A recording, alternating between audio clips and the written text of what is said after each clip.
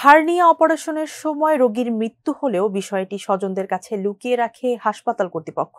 রোগী গুরুতর অসুস্থ বলে স্বজনদের ফিরিয়েও দেয়া হয়, কিন্তু জরুরি ভিত্তিতে অন্য হাসপাতালে নেওয়ার সময়ই স্বজনরা টের পেয়ে যান রোগী আর বেঁচে নেই। চাঞ্চল্যকর এ ঘটনা নিয়ে ওই এলাকায় এখন রীতিমতো তোলপাড়। বরগুনা থেকে মাসুম বিল্লার পাঠানো তথ্যচিত্রে আরও জানাচ্ছেন মোহাম্মদ সোহাগ বিশ্বাস।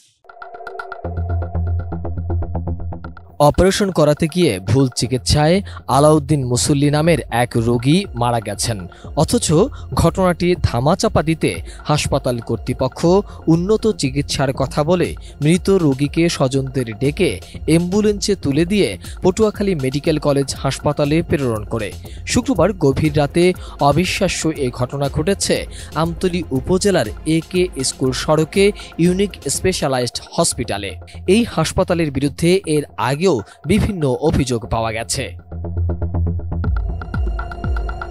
মৃত আলাউদ্দিন মুসল্লির ছোট ভাই শরাফউদ্দিন মুসল্লির অভিযোগ, ডাক্তার মাহবুবুর রহমান কোচির ভুল চিকিৎসা ও হাসপাতাল কর্তৃপক্ষের অবহেলায় তার ভাইয়ের মৃত্যু হয়েছে।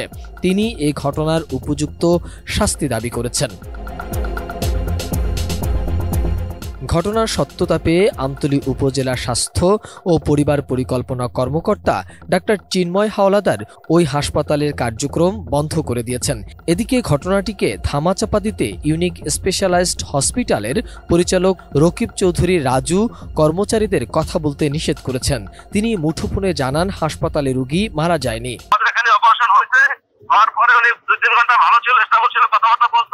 তারপর প্রেসার লো হয়েছে, তখন আমরা আমাদের ডাক্তার এখানে রেফার করতে পটুয়াখালী যাওয়ার পথে মারা গেছে। ইউনিক স্পেশালাইজড হসপিটালের চিকিৎসক ডাক্তার মাহবুবুর রহমান কোচি ও অপারেশনের সময় এনেস্থেসিয়া দেয়া ডাক্তার সাইক হাসান ঘটনার পরপরই পালিয়ে গেছেন। জানা গেছে, ডাক্তার সাইক হাসানের এনেস্থেসিয়া দেওয়ার মতো প্রশিক্ষণ বা অনুমতি ছিল না। অন্যদিকে ডাক্তার কোচি ঢাকা মেডিকেল কলেজের সার্জারি বিভাগের সহযোগী অধ্যাপক। আমতলী উপজেলা স্বাস্থ্য ও পরিবার পরিকল্পনা কর্মকর্তা ডাক্তার চিন্ময় হাওলাদার বলেন, ঘটনাস্থল পরিদর্শনে গিয়ে আমরা ঘটনার সত্যতা পেয়েছি। এরপর ঊর্ধ্বতন কর্তৃপক্ষের নির্দেশ মতে ওই হাসপাতালে কার্যক্রম বন্ধ করে দেওয়া হয়েছে। আজকে দুপুরের দিকে এই সংবাদটা একজনের মোবাইলের মাধ্যমে আমি পাই।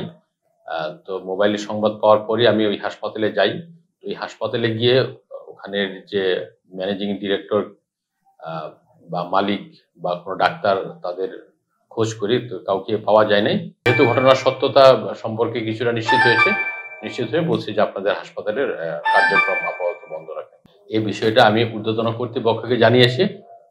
ঊর্ধ্বতন কর্তৃপক্ষের নির্দেশ অনুসারে পরবর্তী ব্যবস্থা নেওয়া হবে। সুস্থ বাবাকে অপারেশন টেবিলে নেওয়া হয়েছিল, কিভাবে তার প্রাণ গেল তা জানে না ছেলে। কোনো কিছুই যেন হিসেব মিলছে না বাকরুদ্ধ এই সন্তানের।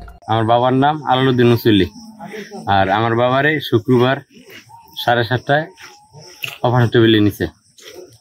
পরে 8:45 বেড়ে দিছে।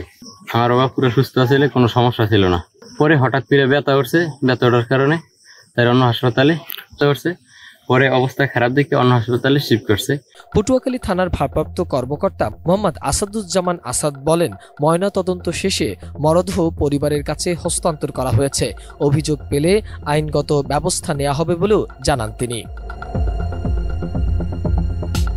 মোহাম্মদ সোহাগ বিশ্বাস, ডেস্ক রিপোর্ট, ATN নিউজ।